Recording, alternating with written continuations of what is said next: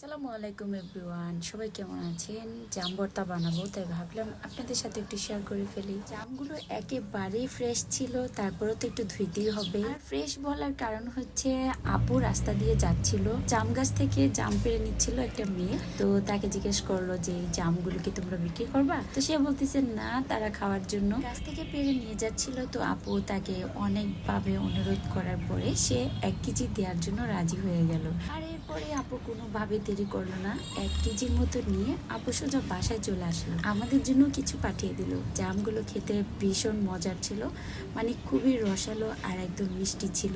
একটা টক জামও ছিল না, একদম মিষ্টিই ছিল, গাছ পাকা যেহেতু। তো পিটাপিটি দিন শেষ, আমি হাত দিয়ে কিন্তু একটু ভেঙে ভেঙে ভর্তাটা বানিয়ে নিতেছি।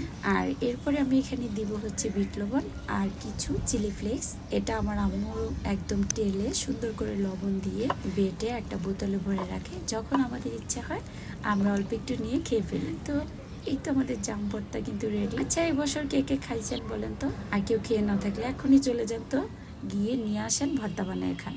উফ, খেতে কিন্তু দারুণ হয়েছে। কি দেখে কি আপনাদেরও খেতে ইচ্ছে করছে? আমার কিন্তু দোষ নাই।